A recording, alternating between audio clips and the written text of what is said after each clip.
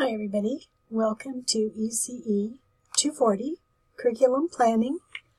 I'm Carol Mace-Edwards Jones. I'm your instructor for this course. Or the other title for this is How to Eat an Elephant in One Turn. And the reason why I named it that is because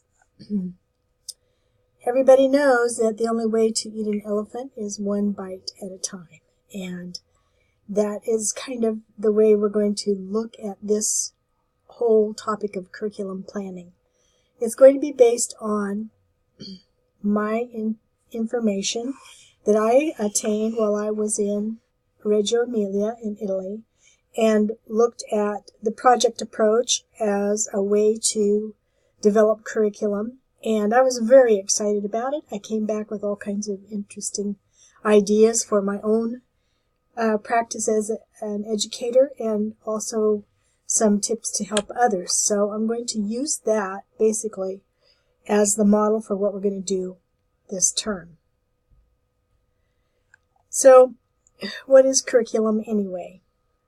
Well, in fact, it's everything that you do with children, but it has to have children's interest, cultural environmental relevance, targeted goals, so what you want each child to learn, interesting activities, what do the children do, what will they do, and then the materials needed, everything that would be used in activities throughout the whole curriculum plan, and what will adults do, that's very important, and then an assessment of the activities or the curriculum. What has happened and what will you plan next? Notice that nowhere in here is the name of a curriculum.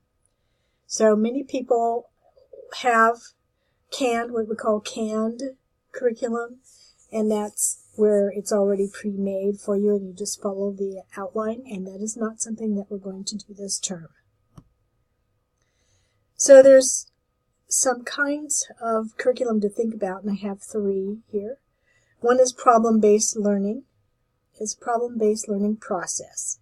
So you have a problem or an idea, and then you gather knowledge about it, then you learn things about it, and then you have a course of action. So it's kind of circular, and the course of action should lead you to a new problem or a new discussion about that.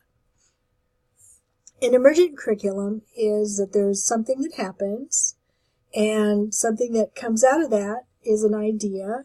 You gather resources around it, you plan activities, and you assess the results. So not unlike the problem-based learning process, except for maybe the problem-based learning process is a problem versus an event.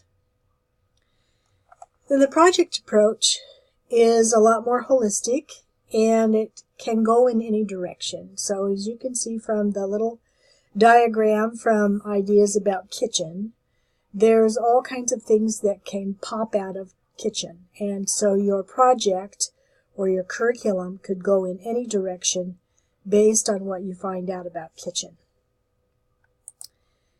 Okay, so how do you eat an elephant anyway? So for this course, you're going to be eating it in little bites. And first thing you want to do is to take a look at the syllabus.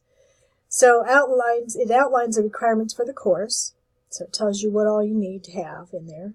It tells what the expectations are for the student. It discusses grading, how that works, and a late work policy. And then it also provides a timeline for your activities in the class. So what else should you look for in this course? Announcements. I have to say that announcements are really important. They don't happen every week sometimes. They could happen daily sometimes. But it all has to do with what is needed for people to maybe follow directions a little bit, or to add something to a project idea, or one thing or another. So you want to make sure that you check those announcements frequently when you pop into the course. So I suggest you be in that course maybe 3 to 5 times a week to look for information. Every week we have audio instructions for you, and there are other videos and other things that will support your work in the course. Your audio instructions each week are worth 0.25 points extra credit. And what you do is you just go into the text box there and you add some information about what you heard in the instructions. And then I will look at that and give you 0.25 extra credit for each week. And that all adds up. So you want to listen to the audio instructions. Plus, it also might help clarify the instructions on some of the assignments. Because if you haven't done the project approach before, it might be very foreign to you, and it would be very important for you to know how to do the assignments.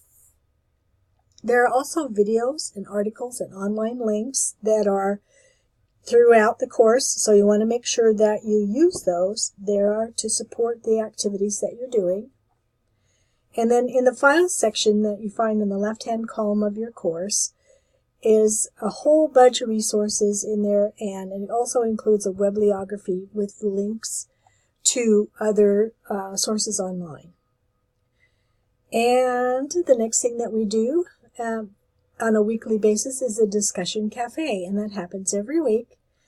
Your first input in the discussion is due Wednesday, and it's topical based on what the question is in the discussion activity.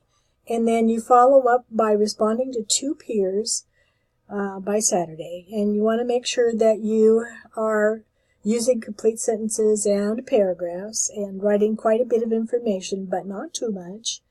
And then be sure that your responses to peers is substantive and it has meaning. So don't just say, good job, I like that, but talk about a little bit about what you mean.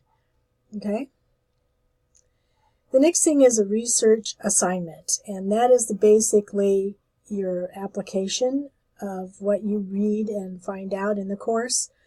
So it requires a paragraph answer to a question, and it's kind of like a mini essay. So that means that you have to use references. So I prefer that you write in your own words and then use references to back that up.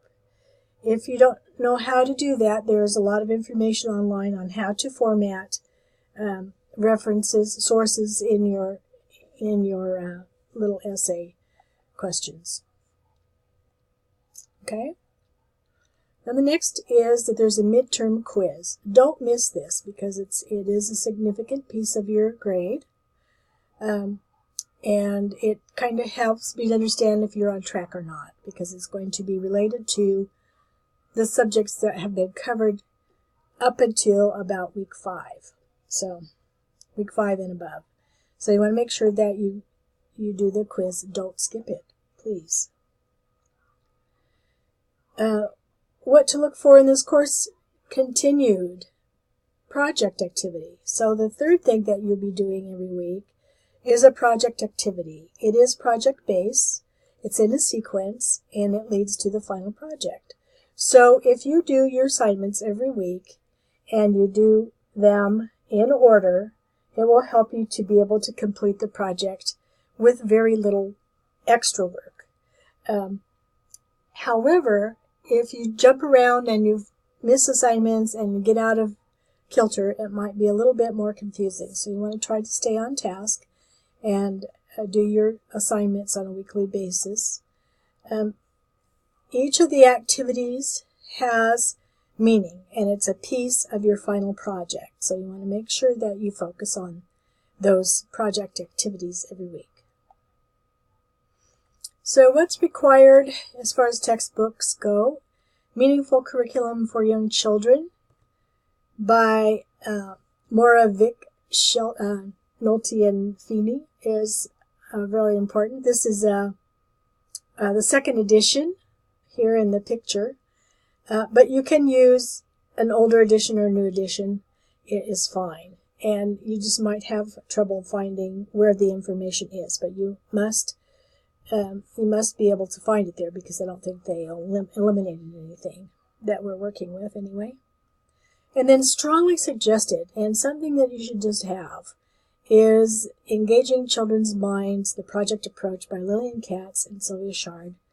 And it's available just online at any of the bookstores, so Amazon or any of the others that are out there, and it's usually very inexpensive. So here's just some hints for planning, tools that you might need. You want to use some things to keep notes in for yourself to kind of help you to understand what direction your project will go in. So things like notebooks or flowcharts and planning webs are very helpful for going in a particular direction and can be used at any time during the project to help you to sort out which way to go. Parent surveys are wonderful. So if parents have information on a particular topic or have input, they are awesome resources for you. So parent surveys is another thing you can use. Child interviews. Children are smart about stuff, and I think sometimes we don't give them enough credit. But this also requires good listening skills on the part of the teacher, and not just have a teacher agenda, but look and see what children want and are interested in. Use observation skills. Use assessments of your activities. And note cards and sticky notes are nice to take notes on and stick them in your pocket and refer to them later on as you see neat things happen during the day. Okay, here's a couple links for you too. The project approach.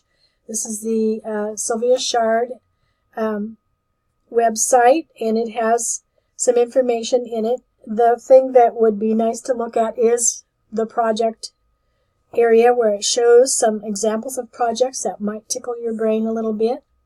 And then the Illinois Early Learning Center organization also has a great deal of information in there about the project approach, and it's a really great resource for you. The other thing I think that the Illinois Early Learning Center site has is how you connect children's goals to the project approach. So outcomes for the state pre-kindergarten programs and school programs would be addressed easily by the project approach, and it kind of has some examples of how you do that. So that's it for that. So here we are at the end of this little slideshow. However, it's really just the beginning for us in this project, and I hope you enjoy this course. I love it. I love to teach it. It's really so much fun to see the projects as they emerge and to see how you have children engaged. And just a last note, some of you may not be working directly with children, and that's okay. For this project, it would be best if you could get into the classroom or borrow a group of kids and do the activities for the project with them. However, if you can't, there are some workarounds, and so what you want to do is think of it in terms of what you would like to do for your project. But please talk to me about it if you don't have an early childhood setting. Thank you. I look forward to seeing you online.